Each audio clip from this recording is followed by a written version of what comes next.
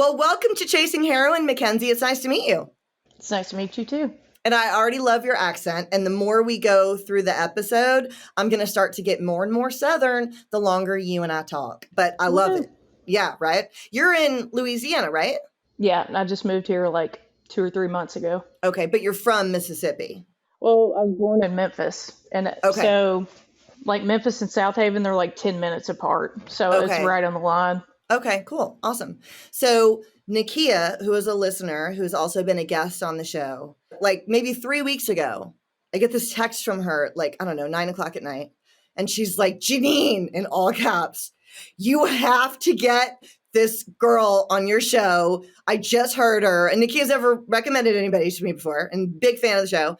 And I was like, and I totally trust her opinion. And I was like, okay, all right. Like, what's her story? And she was like, all caps, I don't even want to tell you. I want you to just hear it for yourself. And so I appreciate that you, with no knowledge of being on a podcast, no knowledge of me, no knowledge of Nakia, we're like, fuck it. Sure, I'll do it. Like, I'm so glad that you're here. Thank you.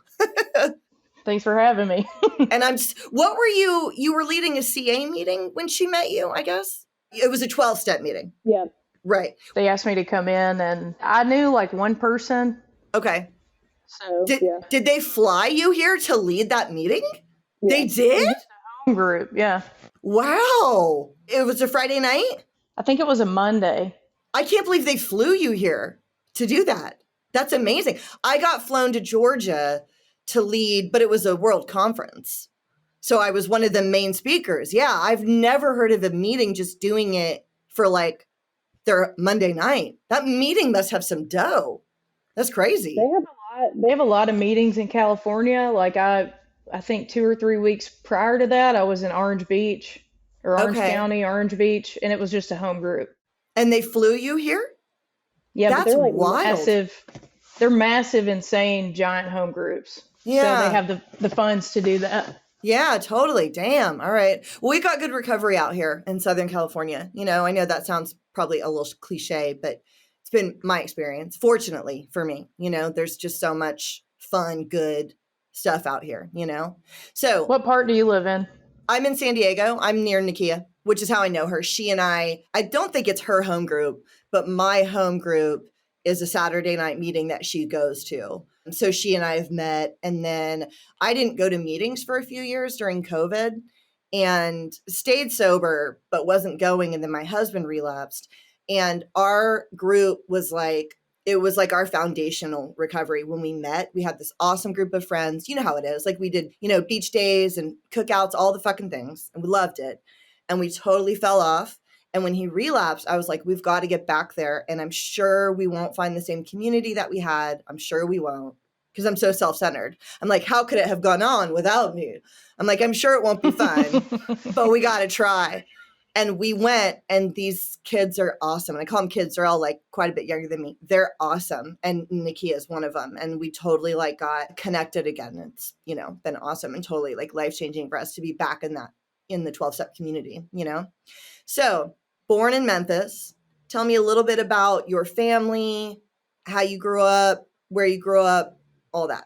My mom was a stripper and she sold cocaine. And my dad, he was on tour from California. He lives in North Hollywood, but he was on tour. He plays drums and he went through Memphis and he met my mom and they hooked up for about 2 weeks. And then he went back on tour. So for the first 6 months, she didn't know she was pregnant. So she continued to ingest whatever. And then she found out she was pregnant with me about 6 months. And she said she stopped getting fucked up. And then she never saw him again, pretty much. And she told my whole family, like, this is Mackenzie's dad. And they were like, you're fucking crazy. I'm just going to go ahead and tell you, it's like the epitome of white trash. Like when you think of a trailer and a baby on your hip and bare feet and all that shit, that's exactly what it is. So like she moved in with her dad, my grandfather, he was a Vietnam vet. He was an Iron Horseman, which is like, he's a part of like a biker gang in Memphis. And then he ran prostitutes and he was a truck driver and he was just like a very hard, mean, hateful man. So when she brought me home, he basically like punked me away from her. Like anything she tried to do with me, he would just demean and degrade her and make her feel like a piece of shit. And so she told me, like, I had you in the floor changing your diaper, and he came up behind me and he was like, you don't know how to change a fucking diaper, like just super abusive verbally and physically. So what was told to me by my family was like, and I believe this for years, they were like, your mom left you and she chose to do drugs and nobody loves you. Like, they bred me to be a victim, and that was not the truth. And so I had this fabricated resentment against her for years. But so my granddad took me, my aunt, my mom's sister was 15. She started taking care of me, and they did me like triangular trade system, or they just sent me to all types of different people. So I lived with my aunt and her husband, and I thought they were my parents. And then my mom got me when I can't remember timelines or age or anything. So whatever, I don't know. But my mom got me. I thought she was my babysitter. And I was always like, I really like her, then she's my mother. So she got me, and she had a husband who was super cool with me in the beginning. And then when my sister was born, he started acting different. And then like I would go live with my grandfather, and then I'd go live with my grandmother, and then my aunt, then my mom, then my grandfather, my grandmother, and they were just passing me around. So like at my granddad's house, he would give me money, and it was kind of like emotional incest. It was real weird. Like, he treated me like an adult when I was a kid, and he told me all this weird shit and like tried to pit me against all these other people in my family. And then my aunt was like, what happens in this house stays in this house, and we look perfect on the outside and it's a fucking nightmare on the inside. And then I lived with my mom and my stepdad, and he was like an IV user, and my mom was smoking meth and she was stripping, and then he was beating the fuck out of her all the time. Excuse my language too, by the way. No, you can cuss. Is that it's a fine. problem?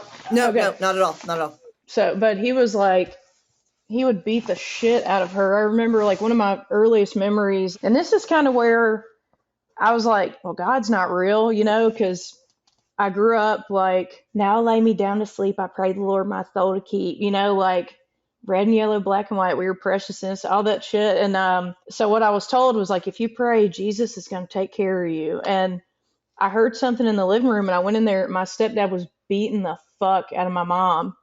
And I remember running in my room.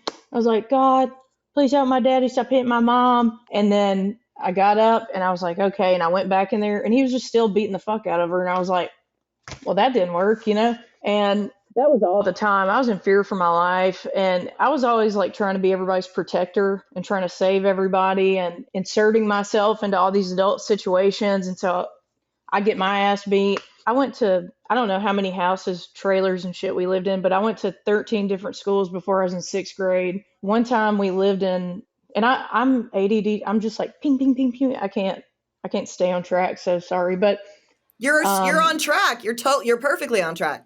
You're growing up, going to different schools. You're perfectly on track. I'm with you. I do have one question. Is your dad famous, and are you allowed to say who it is? I don't think he's famous, but I think he has played with a lot of famous. He's a drummer. Okay. You know what I'm saying? Yeah. So like, so you know who it is? Yeah. Oh, you do? When I was 26. Okay. But it's not like Travis Barker. No. Okay. No, absolutely not. I was trying to wonder if it was Travis Barker. I was like, oh, that's the only drummer I know. I'm like, I wonder if it's Travis Barker. That'd be fucking awesome. That would be cool. I mean, I'd probably look a lot better on this video if that was my dad. You look beautiful, first of all. But he's also a really nice guy. You'd live out here in a mansion if that was your actual dad. You know what I'm saying? Like, I don't know if you ever watch him with Alabama. When he comes into her TikTok lives, he's so sweet. He'll be like, you look really pretty today, honey. And she's like, thanks, Dad. Yeah. While she's like doing her makeup. I'm like, oh my God, he's like the nicest dad ever. So anyways, okay. So 13 schools by the time you're in 6th grade. Yeah. I do remember one.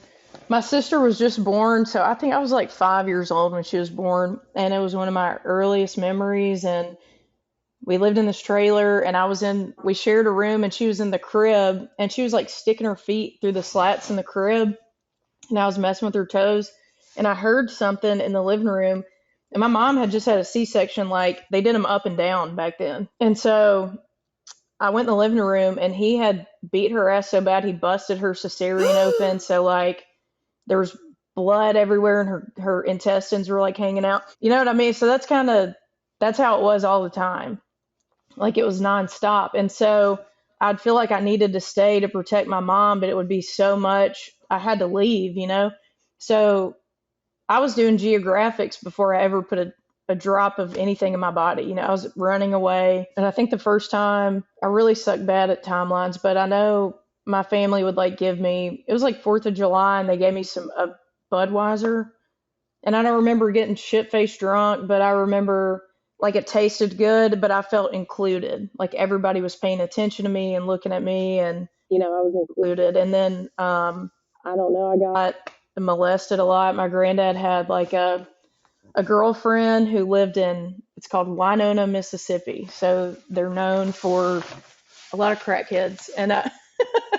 And so he dated a woman there who had 2 grandsons, and they lived on like 180 acres of land. There was nobody else around, so their grandsons started experimenting on me. I told my mom, and she was fucked up all the time. So like a couple years ago, I brought it up. She's like, "What are you talking about?" Like she didn't remember it happening. And then I told my granddad, and he was like, "Don't you ever fucking say that again. That didn't happen." And I was like, "Okay, cool." And it kept happening for like 5 more years. Like one of the times when I was with my mom, she was cooking meth, like we lived in this place called Oakland, Tennessee, and we had like 5 acres of land, and she was shaking meth, and there would be a bunch of meth heads in my house. And this was like before the year 2000. So I had like a big box computer, and I would come home and they were like, we're gonna figure out what's in here. And they had my computer taken all apart, They're There's like, tweaking there's out. something in here. That's Yeah. hilarious, dude. Yeah. And I'm like, I just want to play Neopets. And like any given day I'd come home and there would be all kinds of crazy ass people in our house, and a bunch of meth dudes trying to like have sex with me when I'm a kid. And that we had a pond in the backyard, and I remember one day I went fishing. I would try to go fishing, and I got to the pond, and there was like a rainbow film over the water, and all the fish were belly up. And I was like, "Mom, all my fish are dead." She's like, "That was some good shit." And so they dumped all the excess in the pond. It killed all the fish. Oh shit. Yeah. So did you know they were doing meth? Did you know that? Were you old enough to know? I knew. I don't think I conceptually knew exactly Okay. what it was, but I knew. Okay. And she was teaching me how to cook dope and stuff, and like she was like, "You're never gonna be broke a day in your life," And Are we talking like middle school age-ish or high school? Or younger than middle school, it sounds like. I think I was like 10. Okay. 7, 8, 9, 10. Okay. So young. Like, and she was showing you how to make it, and okay. Yeah, but she'd be high all the time. Like she would do weird shit. She'd be like, "Let's read Revelation," and I'm like, "Whoa, whoa, buddy, it's kind of weird." That's some backwoods mess shit. She gave me a 380, and she was like, "You're gonna need this," And did you know how to shoot? Did somebody show you how, or you just had this gun? She just gave me a pistol, and I just put it in my room. I think in my toy box or something. Oh my Lord. I don't know. Yeah. But I didn't know how to fucking shoot a gun. But so like around that time also, my mom would go work at this place called Platinum Plus. It was in Memphis, and we lived in Oakland. It was probably like a 45-minute drive. So when she would leave, my stepdad would like, I guess, get high, and he would just turn to like a fucking monster, I remember like writing her a letter, and I can like see it's like kid handwriting. It's like, "Dear Mom, if you can't find me, I'm in the catfish pond," because my stepdad would like, it would just be little insignificant things. He's like, "Clean your room." And if I didn't clean my room right, he's like, "I'm going to chop you up and feed you to the fucking catfish," And I'm like, like all the time thinking I'm, going to die. So he ended up, I didn't know the whole time he was doing 12-step meetings, and he ended up going to prison. Yeah, I had no clue. I was too young, but I do vaguely remember getting bags of chips at this place, and they were like, "That's $1." And I think I was at a meeting. I don't know. But he ended up going to prison for like, I don't know how long, but he was in prison. He was writing my mom all these letters like, "Dear Tina," and I feel like it's the classic alcoholic addict cry. He's like, "Dear Tina, when I come home, we're going to live here, and I'm going to get this car, and I'm going to get this job, and I'm going to give you this, and I'm never going to hit you again, and blah, blah, blah, and the kids are going to go to this school, and everything's going to be A-okay, and we're going to make it, no, no, no." And so this was also really funny because he, like, I guess when he was in prison, he became Aryan Brotherhood, whatever, I don't know. But the whole time he's in prison, my mom's fucking all these black dudes. So I thought that was hysterical, you know? And but he got out of prison and like he accumulated all those things that he said he was going to get, you know? Oh, wow. And yeah, so it's like outwardly I have everything I think I need in order to be okay. And it talks about this in some of the literature. It's like there will come a time where we have no effective mental defense, you know, against the first drink or drug that has to come from something greater. And so there's not a cloud on the horizon. Everything's great. And we're living in this house and we got all this shit. And he woke up one day and he was a construction worker. So I don't know, from the house to the job site, he decided to get a tall boy of Budweiser and do a shot of dope. And so he was speedballing and he was on a 2-lane highway and he nodded out while he was driving.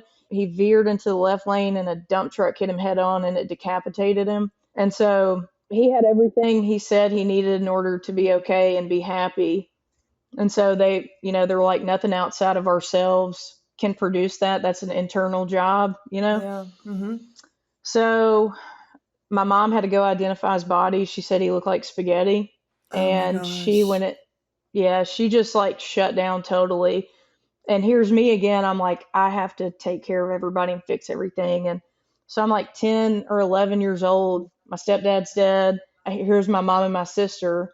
And my mom is just non-functional, which rightly so. That was, despite what he did, that was her husband and she loved him and she was in love with the idea of what he could have been versus what he actually was, you know, and the fantasy of family. So she just totally shut down, wouldn't bathe, wouldn't eat, was trying to kill herself. And I was like, don't kill yourself, Mom. Let me feed you, blah, blah, blah. And I was getting me and my sister up and ready for school. And during that time, our whole house flooded with ladybugs. That's not really significant in any way, but when he died, the whole house was like infested and flooded with ladybugs. So I've got it somewhere. Ladybugs are a sign of prosperity and good luck, right? I don't know. They But are. my sponsor died. Her favorite thing was a ladybug too. So it's been, I don't know. I don't know why I'm saying that, Well, but no, I get it. It's been a significant thing in your life. That's why you've got that little ladybug thing that you just showed me. It's so your memory of it isn't that it was scary. It was just like a thing that happened, right? It wasn't like bugs everywhere because it was ladybugs. yeah. I wasn't scared at all. I felt more relief that he was dead.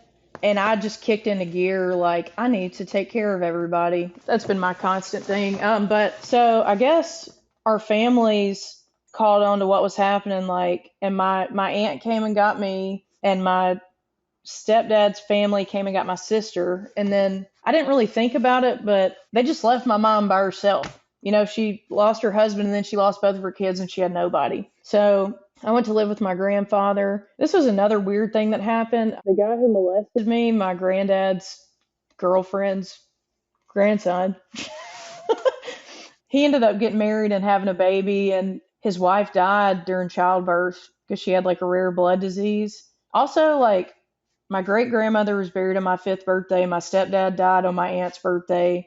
And this dude, I'll tell you this, but anyway, his wife died. It's a weird thing with dates too, but his wife died giving birth, and then my grandfather like took us to his house to help him, you know, because he's got a brand new baby and his wife just died. And somehow me and him got in a room alone, and he was like, "I'm sorry for what I did to you." And I was like, "What are you talking about?" Because I shoved everything all the way down, never to be remembered again, you know. And he was like, "You know what I'm talking about?" And I was like, "It's okay. Pew, gotta go, gotta blast, you know." And then he ended up shooting himself like 2 weeks after that. Holy shit. It was like all this shit was happening back to back to back. Was there any Did you remember as he said it? Well, he was like, "Dude," he's like, "You know what I'm talking about." And I was like, you know, like, Okay. I was like, "Oh yeah, bye, Was gotta go." was there any feeling of like a little bit of validation, like that happened and it was wrong and he said sorry? Or no, because you were young and there was no way to process that? And then also fuck him, it sucked anyways. Like, do you remember any feelings with that confession and apology? I think at the time I was too young and I just felt like just pure panic. So it wasn't until like I was older and I could really grasp the concept and understand. But like he would do weird shit. Like he was a kid when he was doing this stuff too. He was older than me, but he was still a kid. But it was like really strange. I was talking to somebody about this the other day. Like I don't want to say tactics because I don't really think he even knew what he was doing. But my grandfather was so the most insignificant things would make him go nuts, you know? And he had a Harley Davidson belt. And when he would spank us with it, it would leave like Harley Davidson imprinted on our legs. And he would threaten us with that. And he would like grab an extension cord and just start fucking beating the shit out. You know what I mean? All kinds of stuff. So I was so scared of him and I wanted his approval. But just like little things, like I was a little girl and I like ate half a hot dog and I was like in the kitchen trying to hide it in the trash can because I didn't want the rest of it. And that kid walked in and he was like, "Oh, if you don't come do X, Y, and Z, I'm going to tell your granddad you didn't eat da da da." And it's crazy to think that at the time I was like, I'd rather go get molested than have to tell my granddad I didn't eat half this hot, you know what I mean? So that's how bad it was. And he would make me sit at the table. Like I remember I had to sit at the table for like 9 hours one time because I didn't finish my food. He was making me eat something I didn't like. So I like threw it up and I thought he's surely going to let me get up. And then he was like making me eat the vomited Whoa. food, Oh, you know? wow. Yeah. And so it was like it was real, you know, Extreme, yeah, extreme abuse, which is also creating CPTSD, chronic PTSD, or complex PTSD. complex, Complex. Yeah. big Okay. D trauma. Yeah.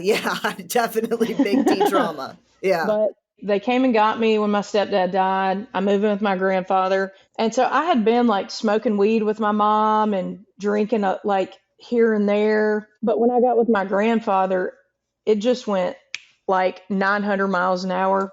We had this weird thing, like, this is a little bit further on, but okay, when I got there, I always wanted to play sports, but I never had an opportunity to because my mom didn't have money or my granddad was driving trucks, nobody was there or whatever. But so I got there and I had an opportunity. So I like joined the boys football team in seventh grade. Okay. Everybody's like, "You're gay," and it wasn't cool to be gay back then. Yeah. In seventh grade. And but it was like I needed a lot of attention. Like I needed people to validate me, look at me, acknowledge me because I didn't know that at the time. Looking back now I can see, but so it was like I was smoking a little bit of weed and then I was like, "Oh, here's a little bit of pills," and then like we're drinking a little bit and then it says women go beyond recall within a few years, that's kind of my experience. Like the progression was fast for me. I think by the time I got to high school, I tried out for soccer. I'd never played soccer a day in my life, and I made the varsity team. And so, like, yeah, I had a bunch of pin-up rage. It wasn't because I don't really think I was that great. I just had so much fucking rage inside of me. No, you also had to be athletic because Southern varsity soccer, you had to also be a little athletic. So I'm going to give you more credit right now than you're giving yourself. Also, what you just said, women go beyond recall quickly. Where is that literature? Is that in 12-step literature? But do you know why that is? No, but and I want you to explain it to me. I forgot about this. When I got a DUI, I was unwilling to admit that I was an alcoholic or an addict or anything. And my DUI teacher, like, would also do one-on-ones. And in a one-on-one, and I just turned 30 when I was in the school. And she said, "I'm going to show you something. Men's declines go like this." And for y'all that are just listening, it's a very slow downward slope. Women go like this. It looks okay, it looks okay, it looks okay, and then it drops off a cliff. And I think you might be at that cliff because I looked totally fine on the outside. I was teaching bar, blah, blah, blah. And she was totally right. Why is that? I forgot about that till right now, though. Why is that? So our bodies metabolize alcohol and substances differently than men's bodies do. So we metabolize it fast, like immediately. And because we're biologically different. And I wish I had a more generous explanation of that, and I just don't. I can't get into it like scientifically look it up, but I know because I was like, what does that mean? What is that talking about? And it was taught to me that our bodies are different. We metabolize faster than men. Okay. So So that's why women. we need more sooner, and it affects us more sooner. That's also why we blow our veins sooner. I mean, I have women friends that their veins are gone in 6 months, and I'll know these 65-year-old dope fiend dudes that Yeah. you know what I'm talking. You know exactly who I'm talking about. They can do it while driving. They've just got a fucking anaconda that never let them down, and they can like hit with their teeth while driving. And we're crying, sobbing, nothing's left. And they've been doing it for a million years. That makes sense. Think about those girls who drink 2 beers and they're like, "Ah," Totally. crazy. Yeah. It applies to a lot of things, but I was like, I want to be a pro athlete, And so that's kind of what I hung on to for a little bit. I wasn't really concerned about dudes or, anything else but being good at soccer. And like, I would hang out with my friends and we get fucked up a little bit here and there. But my main priority was I want to be an athlete. And so like the two lives started to overlap. And then this one became paramount above the other. And I remember like I had a game. So you mean the drugs and alcohol life started to overtake the athletic life? You started to prioritize that more. Yeah. Okay. Oh, well, I forgot. So this is kind of why too. There's this church bus that rode around my neighborhood, and I was like, I'm not going to church. That's stupid. And then there's this dude on the church bus, and I was like, damn. And I was like a little emo girl, you know what I mean? I was like, My Chemical Romance, The Used, cut my wrists and black my eyes, and so this, I was like a very fucking sad kid, but I tried to act like I wasn't. Yeah, I can understand why. What do you mean? I get it. What are you talking about? But I saw him on the bus and he like did like this and he had like a wristband and I was like, oh my God, I gotta go to church, And so I started getting on this church bus and it ended up being like a hardcore Southern Baptist, like they were like, there's a 6-inch rules, skirts to your ankles, you're a backslidden heathen, you're gonna burn in the fire if you like crazy. But I met that dude. But that was another reason, like, God, this is bullshit. God doesn't work. This is stupid. Look at these fucking people. They're nuts. Like, I'm just here for dick, And and so that dude ended up being like really straight edge, like he didn't do any drugs or anything. And we dated for a little bit and then he started like catching on to what I was doing. And so he thought he was doing the right thing he called my family and like told them what I was doing. Yeah. And so I lived with my grandfather, but my mom still had custody of me. And she lived in like, it's called Castelia. It's South Memphis. It's like Orange Mound, where Young Dolph was from. I don't know if anybody knows what I'm talking about, but it's just like a not great area. So we moved. She got the police to come over and extracted me from my grandfather's house and took me out of school, took me out of all my stability and moved me into this little like 2-bedroom shotgun house with bars on the window, no twist locks on the inside. She's cooking meth in the house. She's like breeding pit bulls and selling dogs and like we had no food. Like, you know what I'm saying? Like when my stepdad died, she got 3 checks for me and her and my sister. And then within 2 days, all that money would be gone, spend it on dope. So we'd have like no electricity, all that shit. So that's where I was living. And she would go work at a tow service and lock me in the house. There's no way for me to get out. So I was locked in the house all day with like no food. And I went from being fucked up to like I couldn't even have a cigarette, So I was in full blown detox in this house by myself. All I had was these sorry flip like VHS skate videos. And I was just watching this Jeff Rowley skate video over and over again. That sucks. That's awful. It was terrible. And I I was like trying to gather cigarette butts and like make a full cigarette, and it was awful. Anyway, so I ended up breaking out of the house one day, and it was a terrible neighborhood. I was like we were the only white family in the neighborhood, which doesn't really mean much, but I was like 14, maybe 13 or 14, maybe 15. I don't know. I was a child though. So I'm running in this neighborhood and these guys were like, "What's up?" And I was like, "Let me use your phone." And they were like, "Yeah, you can have whatever whatever." And so I called my granddad and he like drove over there. And by the time he pulled up, my mom found me. And so she took me and like locked me back in the house. But he ended up taking her to court and he got custody of me. Yeah. And so when I got back with him, I had to take all these tests to get back in the grade I was supposed to be in school. And they were like this thick for each subject. It was like a year's worth of information in one test. So I failed the fuck out of all of them. And so they put me back and I couldn't play soccer anymore. So when they told me that, it was over. It was like a huge flip.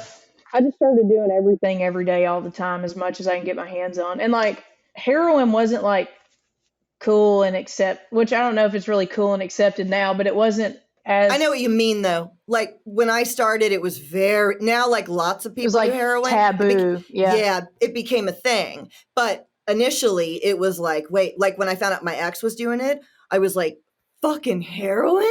I didn't know any oxy addicts. Now everybody knows oxy addicts and fentanyl addicts. I know what you mean. It's become like a mainstream addiction. And it wasn't then. This was like 2005, something like that. But they were like the black tar heroin, like it was not cool. So when I did dope, had to do it in secret. And I did it a couple times. And like, I was like, this didn't get me fucked up fast enough. And what happened was the guy who was getting it for me was like jipping me tremendously. I had no idea. And then he was like, I wouldn't shoot any dope up because I was so terrified. Like, I know how I like to do drugs. I know I'd kill myself. And I like prided myself on like, I can do more than everybody and still function. And I was like wildly addicted to Xanax. I was taking like 20 at the very, very end. I had to take like anywhere from 16 to 20 Xanax bars a day just not to be like, and I was smoking weed and doing ecstasy. And like, I ended up getting a drug dealer boyfriend. So I went from like a church boyfriend to a drug dealer boyfriend. And I would steal all this money from my granddad because it turns out, okay, he was running prostitutes. My mom was too, and my great grandmother was. And I remember like my mom would come to live with us. I thought I had a bunch of big sisters and they were all fucking prostitutes living in our house, and they were running prostitutes. But he was selling meth to Iron Horsemen. He was running prostitutes. He was a loan shark. So everybody owed him money. Like, I mean, he had his hands in all kinds of shit. And so I'd be in the house and I'd find like a little wooden box or something stuffed under the couch, and I'd open it and it'd be like $100 bills full to the brim. And I'm like, hell yeah, And so that was planted all over our house. There's money everywhere. So I'd just go fucking pick whatever I wanted. I'd feel guilty. Some days I'd only take $100, Other days I'd take $3,000. And so I had an unlimited supply of money. And like, he knew what I was doing, but he wouldn't outright say what I was doing. And it was like he had this weird control over me.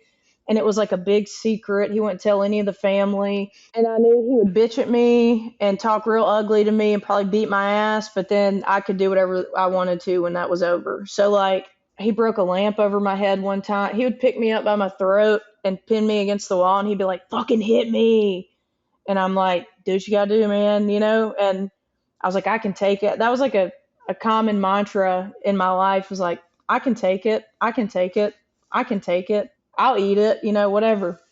So I had an unlimited supply of money, essentially. I went from wanting to be a pro athlete to like, I'm going to be the best drug dealer, the best female drug dealer in Memphis, And like my mindset was so fucking twisted and weird because I thought I was like I'm a gangster bitch, like a gangster ass bitch. Like I was very stupid, very, very dumb, but I believed it wholeheartedly. And I wasn't like doing anything crazy. I was just like a regular fucking middleman. Like I couldn't even sell my drugs because I was doing them all. But in my head, I was like, I'm a queen pin or whatever. Like, very stupid. My perception was really twisted. But I Well, don't it's know. not stupid. That's a real thing. You know what I mean? I totally get it. Again, I'm going to give you a little more credit than you're giving yourself. That's a real thing. And it was an archetype to identify with that was powerful, and you had none, you know?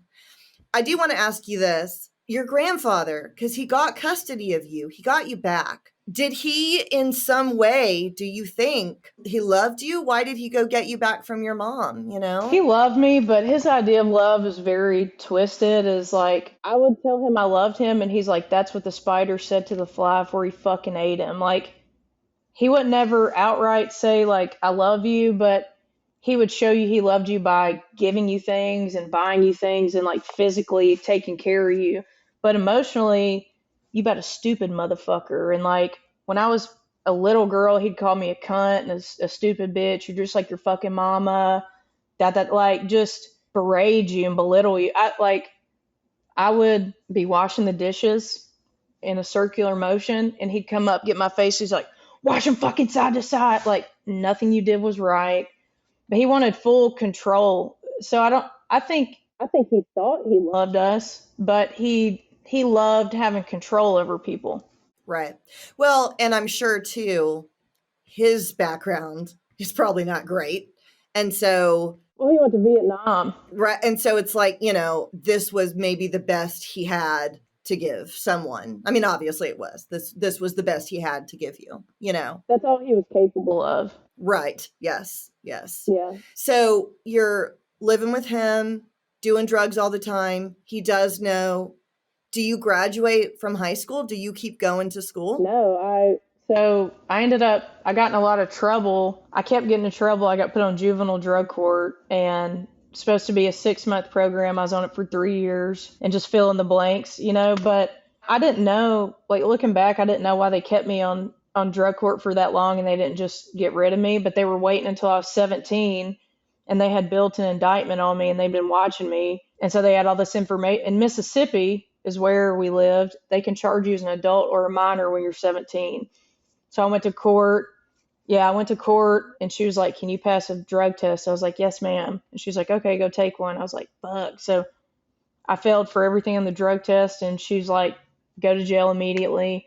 And my lawyer came to talk to me, and she's like, do you have a drug problem? And I was like, I ain't got no fucking drug problem. She's like, okay, well, if you don't, you can do minimum 5 years in prison, but if you do, you can go to rehab for a year. And I was like, I think I have a drug problem. I think I need some help.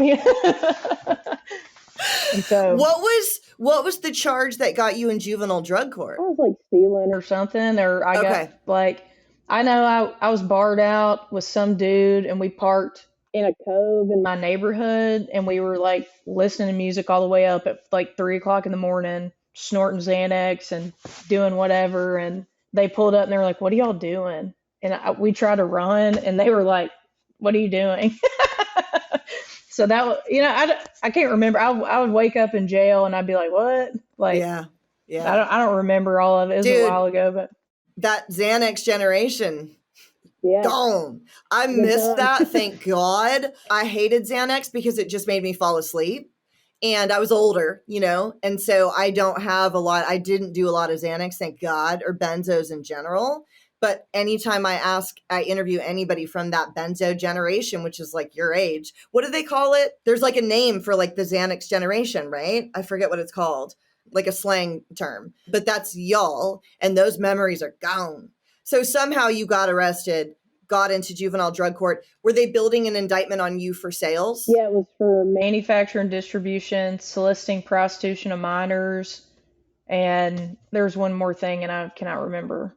But like, my granddad was real racist, you know, and so like he beat in my brain like, don't you ever bring a black dude home, don't you ever bring a black dude home. And like, my mom would bring black dudes home, and he'd be like, hey brother, you know, but like, it was like ingrained in my head. So like, I'd have all these drug dealers that were 40, 50 years old, and they're trying to fuck me. And I'm like, I'm not going to fuck you, but I have friends who would love to fuck you, and they would do it for free, you know? So I was bringing girls over to sleep with my drug dealers. Okay. So that's how they got you on the prostitution connection. Yeah. I wasn't making anybody do it, but I was like setting it up. You know what I mean? Like, You were facilitating it or what, yeah. Yeah, I was just following in my family's footsteps. Right. Yeah, exactly. So the term lot lizard, is that a thing that people use in conversation? Is that a real thing? Okay. Because I met this chick from Memphis in my last rehab, and she was telling me something when she turned 17 or 18. Her family gave her first batch of lot lizards to start running. And I was like, what is that? And she said it's chicks that work in the parking lots of truck stops. Yeah. And that was the first time I ever heard that term. Maybe it's just a Memphis thing. I'm sure it's not. I'm sure it's a Southern thing, but she was from Memphis too. There's a street in Memphis called Lamar Avenue. It's the prostitution street. So if you go, it's interesting. It's entertaining. Yeah. Yeah. To see I don't know how that sounds, but to see the type of people, like it's very apparent. It's probably like Fig, like a lower level Figueroa, you know? Oh, out here. Yeah, yeah, yeah. So they say to you, you can go to jail and do 5 years, you can go to prison, or you can go to rehab. And you say, I have a drug problem, I need to go to rehab. Yeah, absolutely. And then what happens when you go to rehab? Well, I detoxed in jail, and then they took me to rehab. I was in there for a year, and it was like a militant program. So it was like girls over here. I was a child. I was 17. So all this shit happened before, my brain was even fully developed. So, but I went in here, and they just basically like forced me to deal with my shit. This is the first time anybody told me the truth in my life. Like, I'm sure you've heard the term frothy emotional appeal. Like, everybody has always been, you're too pretty for this, and you weren't raised this way, and like, get your fucking shit together, and like, you're killing your family, and why do you keep doing this, and you're too smart, and like, you could be like, they were trying to use all these things that, none of that shit ever worked for me. But when I heard somebody else for the first time verbalize something I'd been feeling my whole life, because I've been thinking I was just fucking crazy, I'm an alien, I'm eventually going to get locked up and put in a nut house, put me in the nervous hospital, whatever, like. And then I went here, and they just started, it made sense, It talks about in the literature, like, things that we otherwise could not account for. This is making a lot of fucking sense, what you're telling me, And so, like, I identified for the first time, and like, I figured out what I was and what was really going on. And then I think my first 5 or 6 months, I was like, I'm gonna get fucked up when I get out, But then, like, something shifted in my brain. I was like, I do want to be sober, and like, I just started doing this work. And that's your sobriety date? You stay clean the whole time? Yeah. That was 15 years ago? Mm-hmm. March 5th, 2009. Holy shit. Okay, so you get there, and something about what people were saying resonated with you. And did you start to think, I am a drug addict, I am this thing that they're describing, this makes sense to me? I already knew that. I knew I was a drug addict. Okay. Yeah, okay. 150%. And I even like was proud of it, but I didn't know that there was any other way out of that. I never heard anybody talk about sobriety or like getting help. I was just like, oh, this is how my whole family is. This is just going to be my life. I'm fucked, pretty much. Yeah. What elements in those early months stood out to you the most? Did they take y'all to meetings? Yeah, they took us to some meetings, but I think like I had been bred to be a victim my whole life, and I never had to take responsibility for anything ever. It was always my mommy, and I never met my daddy, and me, like all this. We had to move so many times, and my stepdaddy died, and I was molested, and like it was always somebody else's fault. I had a reason as to why. And when I got there, that shit was cut. They were like, a lot of people get molested. A lot of people don't have dads.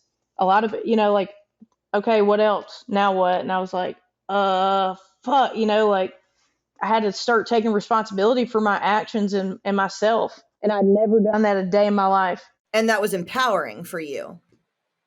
That's how it works for me too. Like, sometimes people say about the program, they don't like the aspects of like a 4-step where you have to say the things that you did, like it's beating yourself down. And for me, I'm like, no, that's how I get accountable. That's how I move out of blaming someone else. Like even when my husband relapsed last year and spent like all of the savings that we had, I was so mad at him and so fucking mad at him, so fucking mad at him. And then finally I realized, bro, I could have left. I could have moved out. And actually, I spent the money covering our shit when his checks were bouncing. Do you know what I mean? With the check cash loans, I did all of that. And like a friend of mine who's not sober is like, no, Janine, that was his fault. That's all his fault. And I'm like, no, but it's not. I could have left that day. I could have kicked him out. I made all of these choices. And for me, that's way more empowering to say, no, I was, because if you were in charge of the mess, you can be in charge of fixing it, right? If your whole mess is at someone else's hands, then you can't fix it. I mean, to me, that's how I feel. Like when I would get mad at my parents too for getting divorced. And it's like, well, if my dad is responsible for my happiness, I'm fucked. He doesn't even live here. You know what I mean? Like he ain't responsible for my happiness. He still lives in Georgia. He can't do anything for me now, And so for me, taking that accountability was really empowering. And for you, it was too. But to me, it's just remarkable that at 17, with that history, you were able to do that. Did they have you guys in therapy or like groups? Or why do you think at 17 years old, you were able to make that shift? I mean, it's a little unusual, I'm the only one that like stayed sober out of the whole group, and I think it was because of my history. Like I have been an adult since I was this big. You know what I'm saying? Like I have been in adult situations. I had suffered so much internal pain by like more internal pain than most people will feel in 5 lifetimes. You know what I mean? Like I was so tired, so exhausted, and like I was also trying to kill myself all the fucking time. Like I put a pistol in my mouth and I pulled the trigger and it jammed up in my mouth, and like I was trying to convince my drug dealers to shoot me, and like I was trying to overdose myself all the time, and like I kept waking up. I'm like, what the fuck, and I was just so fucking tired, dude. I was tired of being alive, and I had no other option. They were like, you can go to prison or you can go to rehab, and I was like, I'm cornered. Yeah, but the option is to go to rehab and use when you get out and not take anything of it in, right? There's that third option that most people take, especially at your age. Bro, you shot yourself, you pulled the trigger and it jammed? Yeah, because the night before I was trying to be cool in front of some people, and I was like, oh, I'm cleaning my pistol, and I forgot to put the firing pin back in it. Oh my God. Stupid. Aren't you so glad though? Come on. Yeah, that was a miracle. That was a miracle. That was a miracle. That wasn't you. That was a miracle, right? Don't you think? Yeah, looking back, but at the time I was like, oh, like I really don't want to die. Like at the point where I did that, I was like, I'm done. This is it. I'm done. And then after I like did it, and I was like, oh, like, oh, I realized how much I didn't want to die. Wow. Dude, I've heard It was terrifying. Yeah, yeah. I've heard, some people survive jumping off of bridges, and they all say that as soon as they jump, they totally change their minds. And so I think it's safe to assume even the ones that die had the same thought, which is just so fucking tragic. And you did too. The way you just imitated eyes squeeze, bam, you open your eyes and it's like, oh, thank God, because I didn't want to die. You know what I mean? Like you had that like glimpse. So you're in rehab for a year. You stay sober, but you're 17. You didn't graduate from high school. How do you rehab? You did. Okay, that was my next question. How do you start putting your life back together? So that's one thing. You got the GED. And then what? Because I'm looking at you right now. You have a really nice office behind you. You're on a computer. You've got AirPods on. You were flown out here. You obviously completely put your life back together and get all the stuff and the things. How do you do that? I wouldn't say that I put my life back together. I think it was, and also you're seeing me like 15 years from now, and you're seeing what I want you to see. Right. Okay. Right. That's fair. So let's just be completely honest. I fucked up everything you could possibly fuck up without relapsing. And I had to learn the hard way. It's really how it all happened is they talk about like the difference between self-reliance and relying on a higher power. I relied on myself so much that it totally destroyed me internally, and I had no other option but to turn to something else and try a different way. And so I was like 3 years sober. I dated a guy that I went to rehab with, you know. Also, like, I'm really weird about verbiage. So when people are like, you changed your life and all this stuff, and I'm like, not really. I didn't want to be sober. I didn't want to go to rehab. I didn't do all this miraculous shit. Like, it was a gift, and I got put in a rehab, and I was forced to do this work, and like in turn I had a psychic change. My thinking changed because I was presented with facts. So like I didn't want any of that. I wanted to die. And so by the time I got out of rehab, my thinking had shifted because that's really the problem. Like heroin's not the problem, alcohol, whatever. It's like the way I think, because despite all my history, I'm like, I should stick a needle in my arm, or like I should drink again, or like I should suck that dude's dick, or like whatever the thing is, right? And so I got out, and like this is an example of my very best thinking all by myself, right? I dated a guy right out of rehab, and it was just because I think he lived closer to me than anybody else. That was like the only reason I picked him. And he like immediately relapsed. He started cheating on me. He's cheating on me with men, and I was like, oh my god, he's sleeping with men, and but I found out he was cheating on me, and I was like, it's a good idea is like not to remove myself or leave or break up or have respect for yourself. I was like, I'm gonna cheat back on him. So I just fucked a random dude, and I got pregnant by a random dude. Oh no. Yeah. And so I was like 3.5 years sober with this guy who was cheating on me and relapsed, pregnant with a stranger's baby, some real Mississippi shit, and like I had a sponsor at the time, and she was like, I didn't really see this in the moment, but looking back, like I understand, but her experience was like she was 60 something years old, never had children, and I was a baby. I was like 18 years old, and I'm in this terrible situation. I'm pregnant. She's like, you need to get an abortion. And like, I was looking for any reason to get out of 12-step stuff. And I was like, it's supposed to be suggestions. You can't tell me what to do. I'm never coming. Like, so I just, she was probably right, honestly. But I, but I used that as a reason to stop going to meetings. And so I just sat in my house, and that 380 my mom gave me, I got that back, and I was living in this dude's mom's house, who she was so fucking good to me, dude. She was so good to me. But I was living in her house with her gay relapsed son, and then I was sitting in a bathroom, big pregnant, like putting a gun in my mouth every day and like doing this, and like wanting to die again so bad. And I was like, I didn't think you were supposed to die when you got sober. I thought that was only when you were getting fucked up. I had gone to enough meetings at that point to where, something had sunk into my brain, and they told me like, no matter what you do, you need to always tell somebody what you're thinking, because that's truly your problem. If you don't tell somebody what's going on in your brain, you're going to start believing that shit, and you're going to act accordingly. And so I had a gun in my mouth, and my daughter kicked in my stomach, and the thought crossed my mind like, well, if I kill myself, I might kill my baby, but I just don't give a fuck. And I was like, whoa, something's mad wrong with that. And so I went back to a meeting. I met with my sponsor, and she was like, I read through like step 2, and it was talking about we had a problem with personal relationships. We couldn't control our emotional natures. We were prey to misery and depression. We couldn't make a living. We had a feeling of uselessness. We were full of fear. We couldn't be of real help to other people. And I was like, damn, that's my whole life right now, without a drop in my fucking body, without any drug in my body.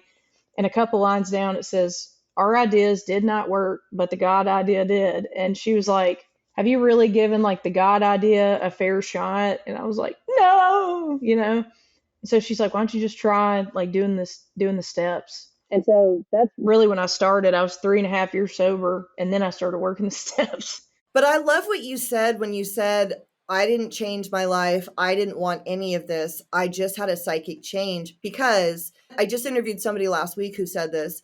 We're not selling a belief system. You don't have to believe shit. All we're saying is do these things. You don't have to believe anything. If you just do the things, your thinking will shift. But I feel like the biggest barrier to entry, one of with 12 step, is I don't believe none of that shit. It's a cult, la, la, la, la, la. You don't have to believe one single thing. Like you said, you didn't even want any of this. You didn't have a fucking choice. You were tired. You were dying. You just did it and you had the shift. I actually think that that's a great way to present it because I feel like most people don't show up with the desire to listen and believe and change. I didn't. I fucking really didn't. I didn't want to be in a basement somewhere with old guys. You know what I'm saying? I was 27, 28 when I started going. And I was like, no, I want to date people and go out for drinks. And I don't want to do any of this. And as a result, I didn't do any of it until much, much later. So I think that that's totally accurate what you said. So when you start doing the steps at 3.5 years, what is your experience with the steps from there? So I had some immediate changes. Like the philosophy they had in our area was like, go sin boldly and trust God. Go do what you need to do. I can't tell you what to do. I don't know what's best for you. Like I can't make decisions for you. Because I tell my sponsor, I'm like, just tell me what to do. And she's like, I don't fucking know what you need to do. Like that's between you and God. She's like, you're going to make calls. There's going to come a day when you call everybody and nobody answers. And then what do? That's all you have left is your relationship. So you need to just learn how to make your own decisions and tell the truth. And so that's essentially what I did. And like, it was not glamorous. Like I cheated on everybody I was ever with until this is a big common thing that happens to me is like I get publicly humiliated and then I learn my lesson, you know? Like I cheated on this dude. We got in our first fight and he was like, don't ever talk to me again. And I was like, bet, you know? And I went and slept with this dude the same night. And I woke up the next morning. I had this big long text. He's like, I didn't mean it. I love you so much. And I'm like, shit, you know? And so I just was like, just act like nothing ever happened. And I was at work and I worked at a pool hall. I worked at a pool hall for like 5 years. I ran tournaments and played pool and all that stuff. Anyway, but so we were sitting at the bar. I was working. And the dude I slept with walks in and he's like, he just busts me out in front of everybody, my whole job. He's like, Mackenzie likes to get fucked with the like just, and I couldn't go anywhere because I was the only bartender. Nobody could relieve me. And so I'm sitting there looking not only at one person I've harmed with my behavior, but two people I've harmed with my behavior. And then everybody knows. And I'm like, well, I'm never doing this again. This really sucks, you know? And like, I have to be real honest. Like, it didn't suck that I hurt the people. It sucked that I got caught. And like, this is going to shift your opinion of me. And like, I would like to say, like, I really care about their, like, not that I don't, but more on, and I think a lot, like, we get caught up in trying to sound good versus telling the truth, you know? And the truth is like, our defects are absolutely used for the betterment of ourselves and others. And like, my defect of really caring about what you think of me really shifted my behavior. So it can all be used to the good, you know? I love that what you just said. Your defects actually can be leveraged for good. Like the defect of pride was leveraged for you in that moment to different, better behavior. I've never heard it said that way. I love that. I didn't come up with this. Somebody told me that. That's fine. I can't take credit. Dude, everything I say is like something I heard from someone else. In fact, the house manager that changed my life, this guy Steve, changed my fucking life with the things that he said. And like I speak too, right? I spoke at that world conference. All I'm doing is telling people what he said. He relapsed years ago at 10 years clean. And I've been brokenhearted. He finally came back. He's got 18 months in November and he reached out to me and he was like, dude, I see what you're doing. I'm so proud of you. And I was like, Steve, no, I'm glad you're back because all I'm doing is saying what you told me. I've got all these accolades in my podcast and all this shit. I get paid to speak. I'm just saying what you said. And he wrote me back and he said, no, all you are doing is, or he said, all that happened is I told you to take a position and you finally did. You're doing the work. But, which was a sweet thing to say, but I'm just saying what he said. You know what I mean? All the stories, you know what I'm saying? All the goofy stories I heard from him. That's what I'm telling. But I do also think though that there is a talent in being able to reiterate the things again in a way that other people understand. So there is a piece of you being able to repeat it well in a way that makes it powerful for someone else too. Like you're another vessel of the message, and you can be a good, well-spoken vessel of that message while acknowledging the message totally has been passed down through the ranks of life and 12-step. But I love that. Okay, do you have another example of a character defect that was used for good? Yeah. So I was like in love with this dude I went to meetings with. Like we used to get fucked up together, and he came in like 3 or 4 years after me, and I just totally idolized him. He's just a regular dude, and we're great friends now. I'm friends with his wife, but before any of that, I was obsessed with him. I was so in love with him, and I wanted to impress him. And I was trying to do anything I could to get his attention. So we were like standing outside of a meeting one day, and he like made a joke to me, and I was like, I don't know what you're talking about. And he said, "Do you not read the book?" Because me and my friends like to like find lines in the book and make jokes out of them so we can remember the literature. And I was like, oh fuck. And I went home and studied the whole book, and like I learned all the literature. You know what I'm saying? Yeah. So I could impress this dude and like get a husband. You know what I mean? I'm a shapeshifter, and I'll mold. And and what happened was like it didn't have anything to do with him, but now like sponsor tons of women and like am real well versed and understand and am able to like communicate, the message really clearly to where people understand and like. Yeah. No, dude, I fucking love that idea. So, okay, so you had your daughter and you were working you kind of blew over that, but I think that's really cool that you were working in a pool hall. So you were bartending and playing pool while sober. Well, yeah, I forgot this too, but like my mom, my aunt, and my grandmother all worked in bars. So I grew up in bars. So it wasn't like I can't wait till I turn 21 and go to the bar. Like I had been in it's like not really anything. So, and also my first sponsor was like, you have to find a hobby. You got to do something. And so I was like, I'll start playing pool. And like I became obsessed with like I'd play for 8, 10, 12 hours a day. I was obsessed with it. So I was like that if idea too of finding a hobby. Yeah. And it gave me something to do. But I was like, well, if I work at a pool hall, I'll get free pool time, and I'll be around all these good players and I can watch what they do, and like just totally obsessive. And which I don't know if that's a defect, but that's a part of our disease, is like mental obsession like a motherfucker. And so anything I get into, like I learned, have you ever played Settlers of Catan? No. Is that a video game? No, it's a board game, but like but I love it. I'll play it with my husband. I'm down. I'm so down. He and I need shit to do. I wish I could show you, but I've got like 5 Catan boards, and I used to have like tournaments at my house and stuff. Oh, cool. But, I'm so into it. I'll do it. Yeah, but anything I do is like I get totally obsessed with it. But that can also be used to our benefit too. Like when I first started, so I've taught fitness this whole time while I was in and out using. And then when I finally stayed clean this time in 2015, I became obsessed with my studio that I worked at. I got hired to teach once a week, and I was obsessed with the clients, obsessed with this studio. And 4 years later, I owned that studio because I gave it everything I fucking had. No credit, no money, but that obsession turned into something really good for me. Now, ultimately, it became too much. And when I owned it for 3 years, it became toxic. My obsession was toxic. It was ruining my life when I owned it. It was too much. It ruined friendships, and I sold it, right?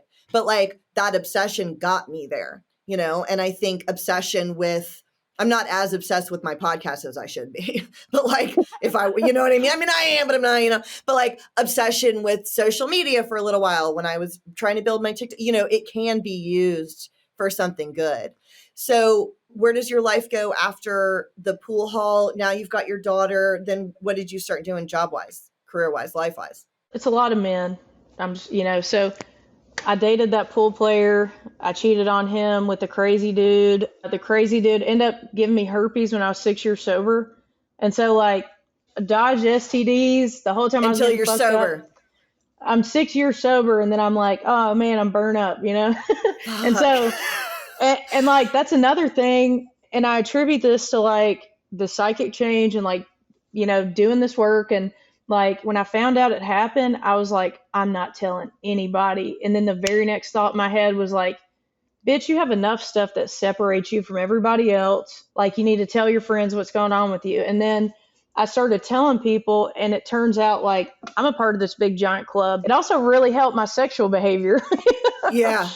Yeah. Wait, what do you mean helped your sexual behavior? What do you mean? Because it was a consequence. You know what I mean? Like, oh, right. I oh, see. I hear you. Yeah. Okay. Okay. here's the direct consequences of my actions and my very best thinking.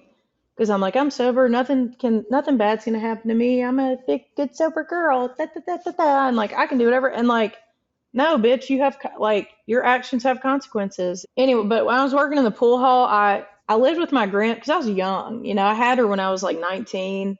I just turned 19, I think.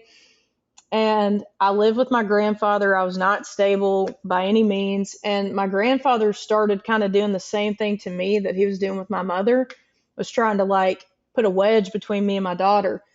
And so he couldn't really do that because her dad was present, like he was around. And so the threat of her going to live with him, he had to chill out a little bit. And so I lived with my grandfather, but it was unbearable. And so I was gone all the time. Like, I'd come home every night and be like, hey, baby, bye, baby. So I was not a good parent. So girls come in and they're like, I was getting drunk with my kid and I did this and I blah, blah. I'm like, at least you were fucked up. I was sober and I neglected my kid, And people are like, well, you were just a kid. And I'm like, all that's true, but you do have to acknowledge your behavior. And so, like, I wasn't a good parent. And I was running away from my responsibilities. I lived in the pool hall and I was like, I want to be a pro pool player.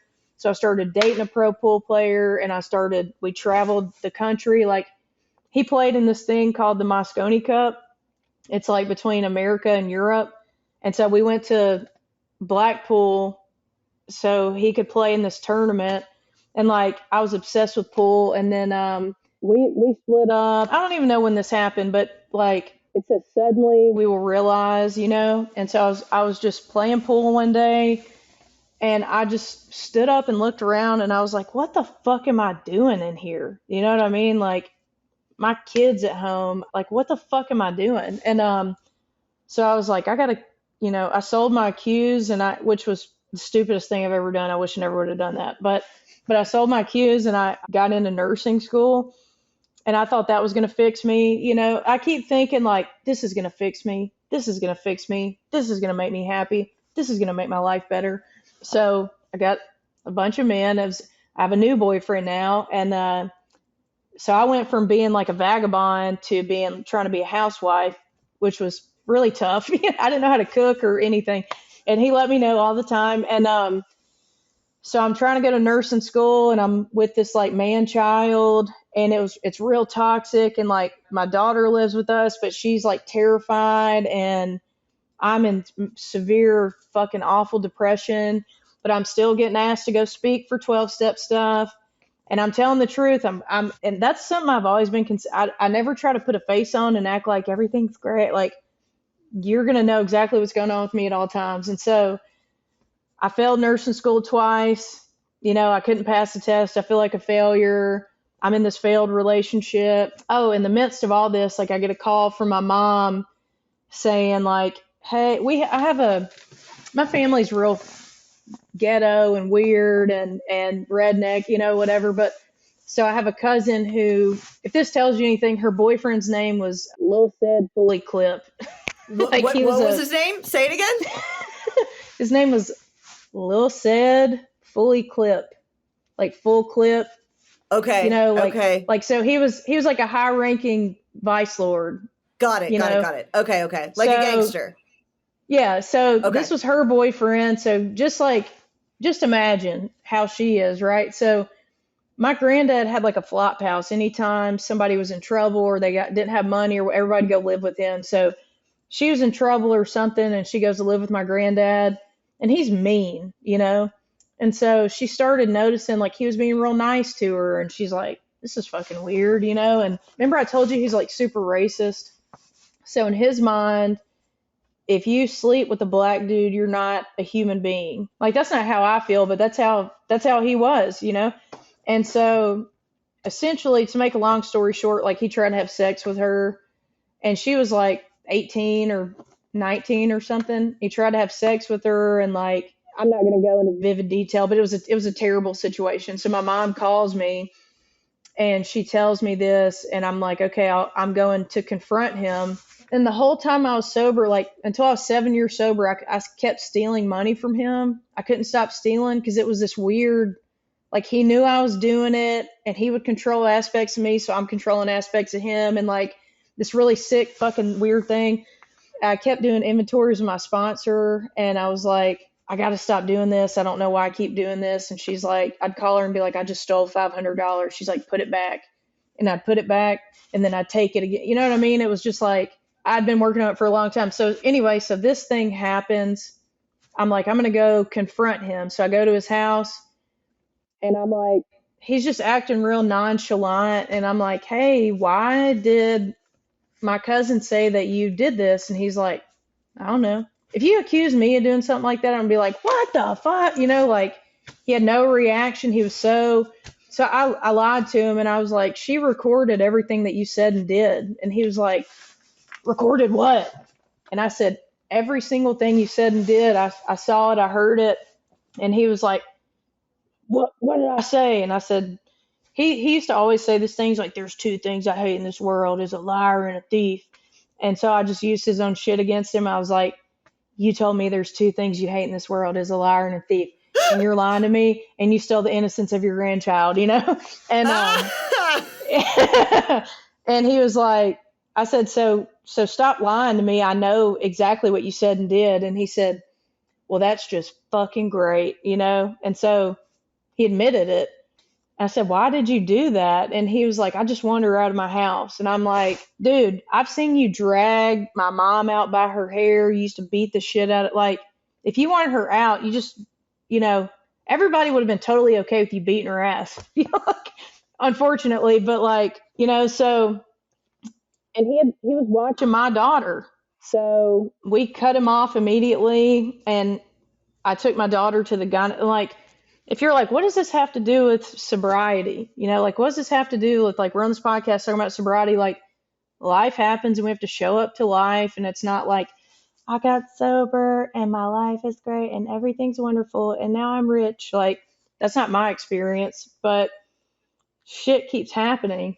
And so I like suit up and show up and deal with it, right? Yeah, yeah. And so I had to take my daughter to a gynecologist, a psychologist, and like make sure, and like thank God they said nothing physically happened to her. And so like we made the executive decision to like cut him off. And so like I remember I would say these few things to my sponsor. I'm like, I wish I knew my dad, and I wish I had a good family, and I wish one of my parents were in AA, or I wish one of my parents were in 12-step meetings, and so there's some literature that says when the hand of God seems heavy or even unjust. So this is like very heavy and unjust. This isn't fair. Why is this happening to me?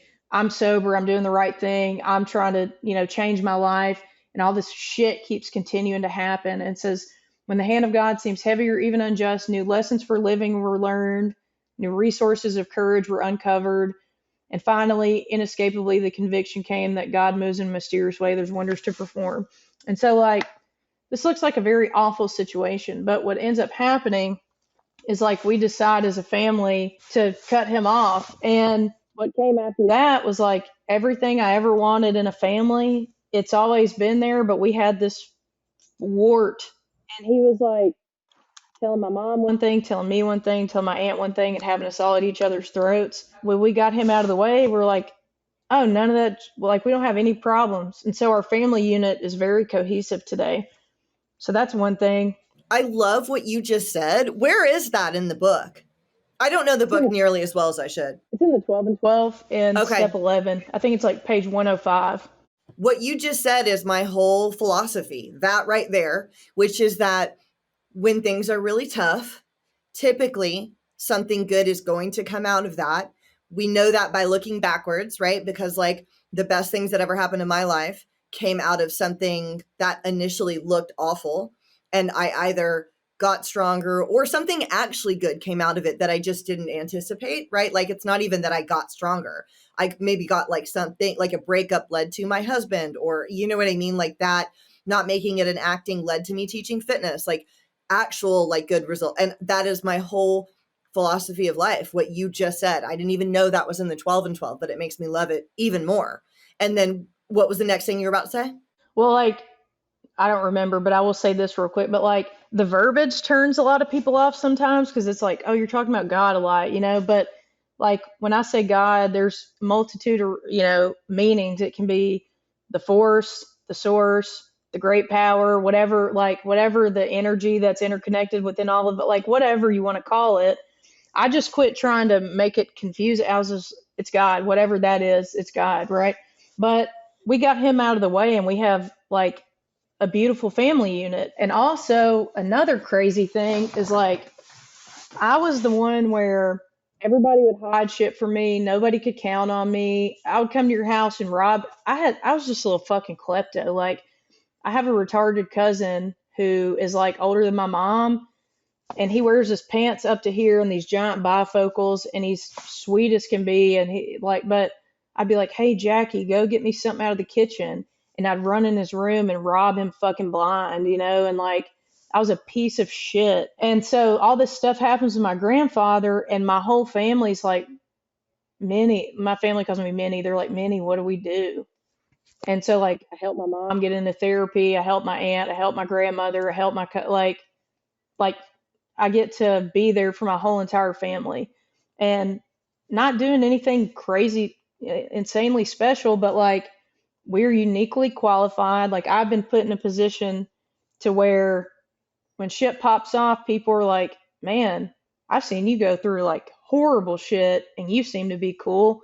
How did you do that? And like, yeah. And I learned this a long time ago. Like you did mention something earlier that I forgot to make a comment on, but, like you were saying, people don't really believe a lot of what like we're talking about in 12 steps or whatever, and like they're resistant to it.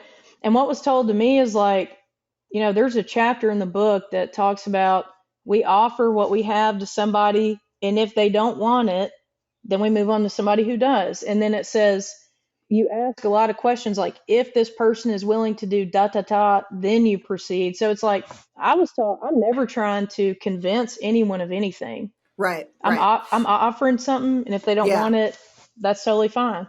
Totally. Well, I use the phrasing, we're not pitching this to like Yeah. sell something, right? And that's what you mean. And totally. I think the same thing. Like the purpose of this show is to present the way that I recovered and the way that other people recovered. And I do try to remove some of the veil over it, because a lot of the veil over 12 step is just simple misunderstanding, is just not understanding what any of it really actually means. Because so many people, and you may have seen this trend on social media too in recent years, people just shit on 12 step, like it's a huge thing. And I know, and what they're saying isn't right. They'll be like, well, I don't like 12 step because of this and this and this. And they're being held up as this like recovery example. And I'm like, dude, what they just said isn't true. What they just said isn't an actual fucking 4 step, but like whatever the fuck. So I'm just trying to like be, this alternate example. And then of course I also interview people that don't do 12 step and do a variety of other things and completely, turn their lives around.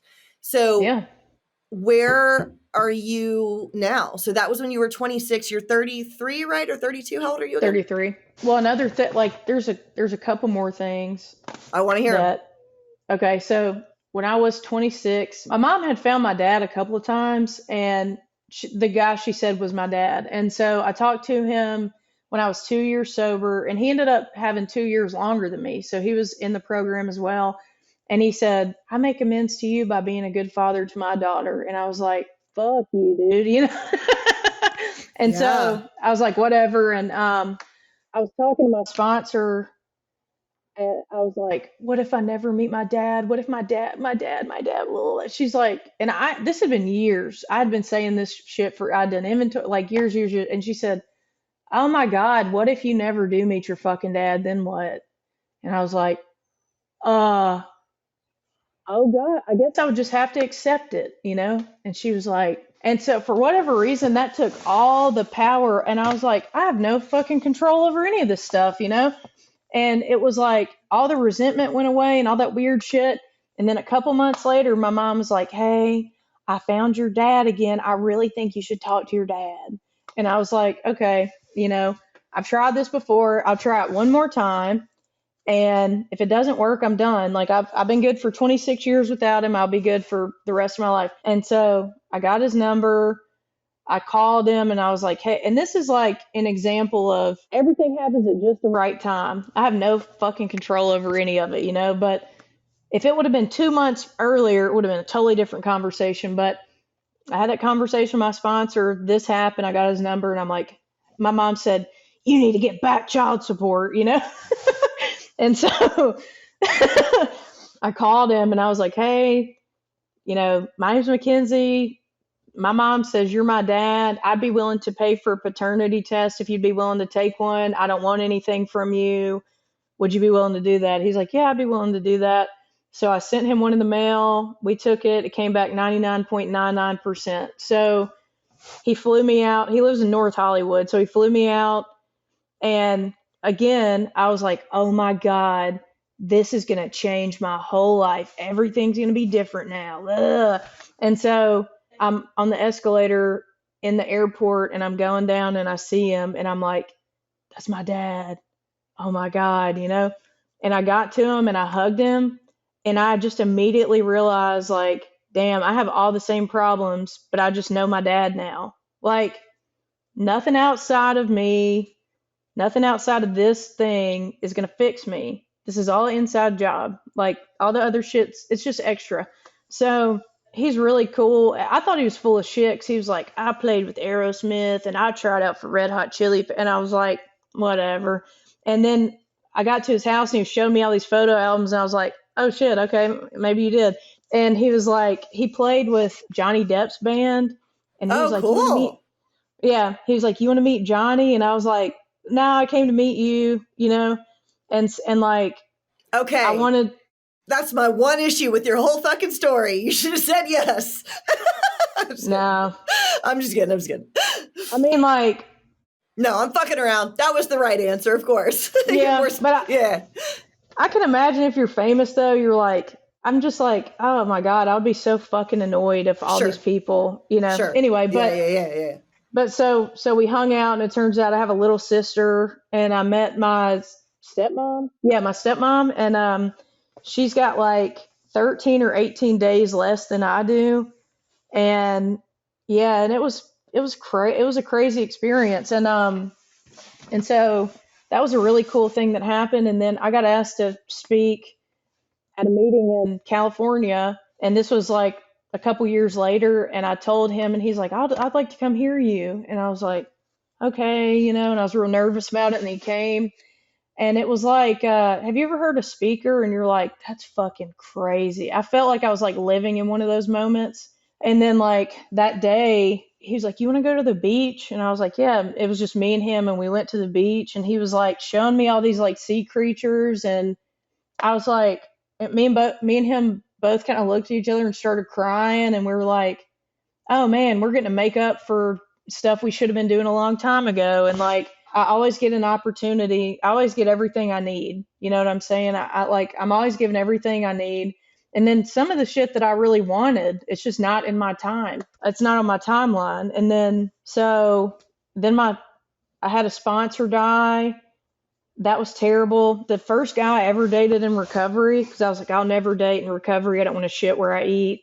You know, I was 10 years sober and I was like, I'm going to date this guy in recovery. And he turned out to be he said he was X amount of years sober. He was never sober one day.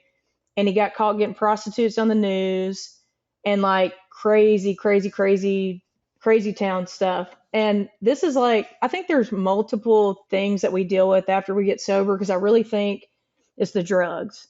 My biggest problem is the drugs. And then it's like, maybe that's not my biggest problem. Maybe I'm a little controlling. Maybe I'm a little codependent. Maybe I have like sex and love addiction problems. Like maybe, all this stuff. And then like I'm trying to like fix all these outside problems with this program that's geared towards maybe drug addiction, alcoholism, heroin, cocaine, whatever. And like that doesn't fix this stuff. And so I had to like go out and get therapy, EMDR. I went and did sex and love addict stuff. And like there's layers and layers and layers of issues. And I think like maybe when I am prepared or it's time, like that shit starts coming up and presents itself. And it's like, you have no other fucking option. It's so blatantly in your face. You have to work on it. So like, I'll just tell you my thought process. Like when he got caught, I was like, everybody has sex problems. We'd hardly be human if we didn't. How can I judge him? I've had sex problems. We can go to therapy. And my friends were like, you don't know who he is. He's been lying about everything. And I was like, he loves me, And I was like, I'm loyal. I don't abandon people. My therapist fucked me up because I was like, I have abandonment issues. And like, I also don't abandon people. And she was like, I'm sorry to burst your bubble, but you can't abandon an adult. You can only abandon children. Children cannot take care of themselves. And I was like, like, wow, no, that's like mind blowing. Yeah, it got me. It got me real good. And then, he was, I don't know what we were doing, but he was like, it was after all this stuff happened, and he was like, I want to be a photographer. My thought process was like, well, if he's doing photography, he sure can't be fucking prostitutes because he's gonna be so busy with photography. So like I bought him a $3,500 camera. Aww. Like crazy shit, Yeah. And all that happened and my sponsor died. And then I got into therapy. Like I think the main thing is I have been avoiding all this pain. Like I've known for a long time, like, God, I really need to work on that. That's a problem. And I'm just like, well, we'll deal with it later. And essentially, like, here's my initial pain. I have to go through this at some point in time. I'm going to have to go through it. I try to get around it and I create all this like unnecessary misery. And then I'm back to square one and I still have to go through this. So like, that's been my whole sobriety is like trying to avoid the inevitable. Does that make sense? Yeah, and like, absolutely.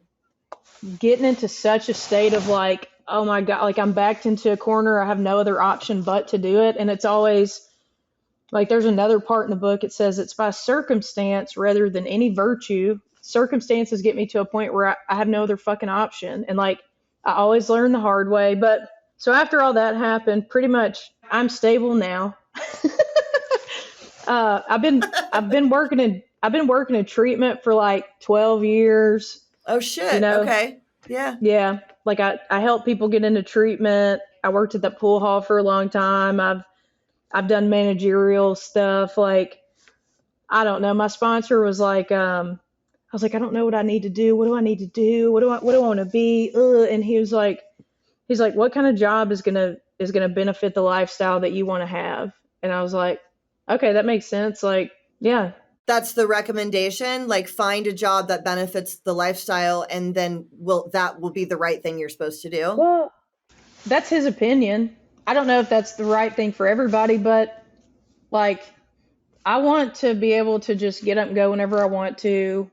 I don't want to be tied down to one spot. I don't want somebody breathing down my neck. I want to be financially stable enough to travel and take care of my family and be comfortable and like, so. Yeah. But I do like that idea because I've been playing with this idea of like, what am I supposed to do? So like, I am good at speaking, right? And I sort of have this like, I've got a little bit of social media stuff going on, not nearly as much as my friends though, right? And I want to be able to do more speaking, and I want to be able to do it through YouTube, and like I've got this friend, I've got all these like influencer friends, right? And they make so much money, it's crazy, and they're all younger than me, and my big thing has always been money, right? Like I've been a broke ass since I've been an adult. It's been a long time, and I'm really fucking tired of it, and that is obviously like my block somehow because I'm smart, but there's like this block where I'm just always struggling and I'm always broke, and there's part of me that says, well, I do have these skill sets where I can speak well, and I'm like, God, do you want me because I had the studio and that probably wasn't right, which is why I sold it. And I've struggled with that a lot, but I feel like it wouldn't have sold if that wasn't the right thing, but it did. And I'm like, do you want me to be doing this? Because it's not sustaining me in any fucking way. Right. And so it's like, I'm trying to control the outcomes and I can't.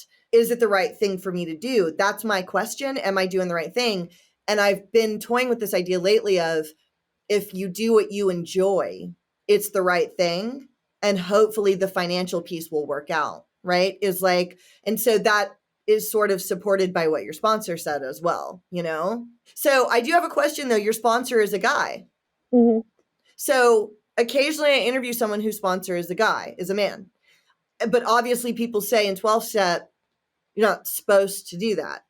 What's your rationale for doing it that way? So it doesn't say that anywhere in any literature. Doesn't say that. Okay. Also, I think if you check your motives, if you're brand new and you're like, oh my God, he's so hot, I want him to be my sponsor. Like maybe that's one thing, but like I was raised by a man and I've had maybe 2 women sponsors that knew how to deal with me and everybody's different, you know? So I don't know. Some people do need to be with women, but like every woman, not every woman, the majority of the women I've been with tend to like co-sign my shit. They don't want to call me out. They feel bad for me. I don't need that. I need somebody. And he has a, like, when I got him, it was after my other sponsor died. And I got this real fanatical woman who has been around for a long time. She's real excited. And that was cool for a minute. But she didn't have the issues I had, like sexually and with the love addiction and like, and I'd been friends with him for a long time, and I heard him speak, and it was like he was telling my story, but he had gotten past it. Like I had not gotten past this point. And so I went and talked to him, and it just made sense, you know? Yeah. Yeah.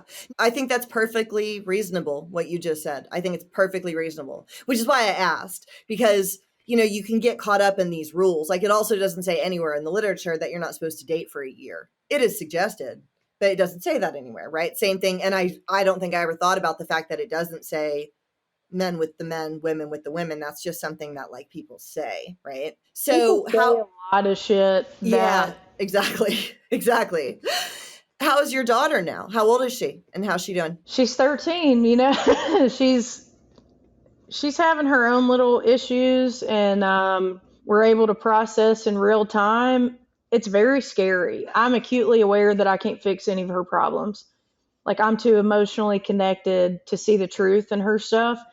And so I got her outside help, and like, you know, she loved my grandfather. And so we have a gap where, like, when I was a little girl, he said shit to me, but I was like the apple of his fucking eye. Like, because I was a pawn for control, you know? And so that's how she was. Like, he molded me to be totally dependent and obsessed upon him.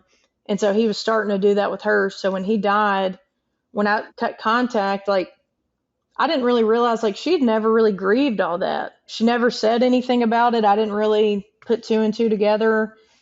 And so now, like, fast forward to now, she's just dealing with that. And she's a student council president, and she's got a little boyfriend, and she's, you know, likes Fortnite, and sometimes she's an asshole, sometimes she's awesome. Yeah, yeah.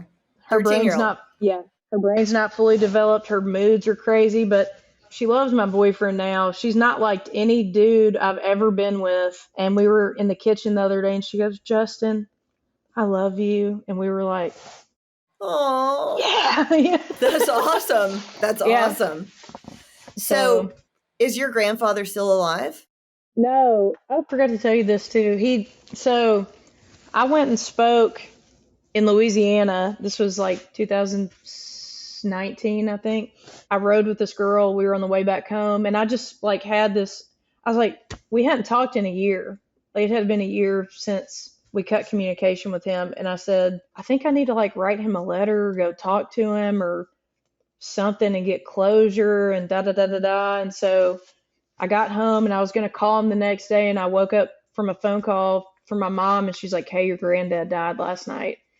And I talked to my therapist and I was like, maybe God was protecting me and maybe this and blah, blah, blah. And she's like, no, I think like when they say we develop a vital sixth sense, it's like we have our five senses, like sight, touch, taste, smell, hear, whatever. And like the vital sixth sense is spiritual.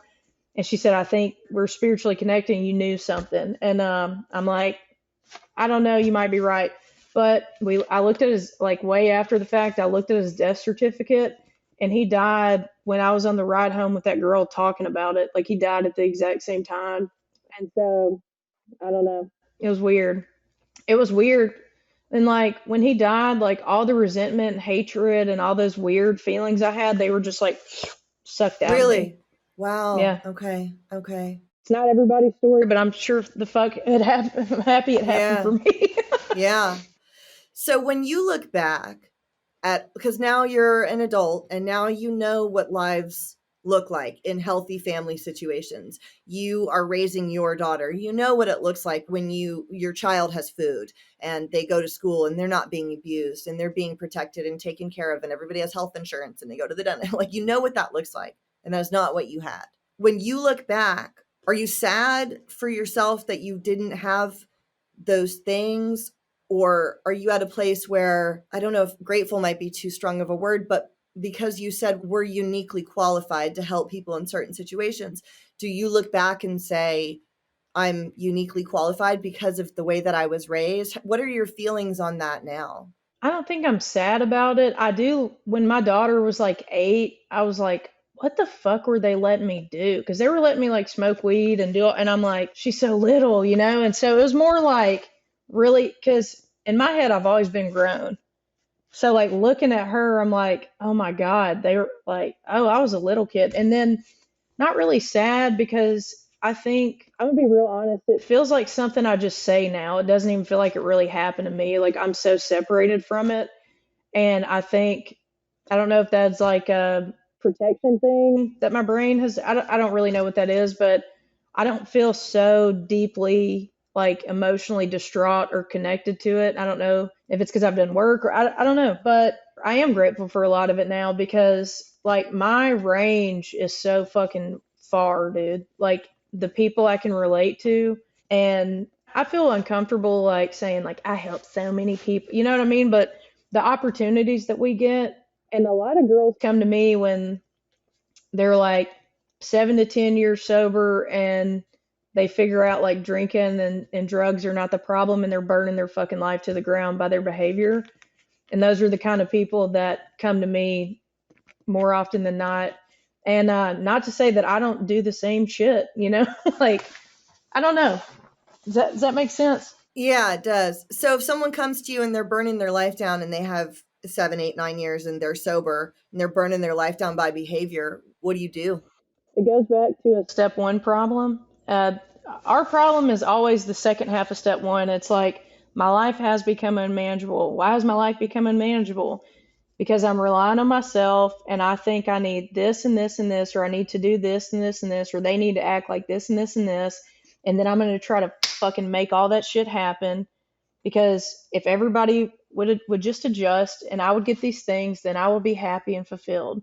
And in order for me to be happy and fulfilled, I need to fucking do this stuff. And we do all that stuff or we get all that stuff and more problems occur or I harm people or damn, I thought I'd be a lot happier having all this money or having this thing or cheating on my husband or you know what I'm saying? Like, but I'm still stuck with me. It always goes back to it's an internal problem. And like, look at the history of relying on myself has looked like. Like, how the fuck did I get here? You know? Yeah.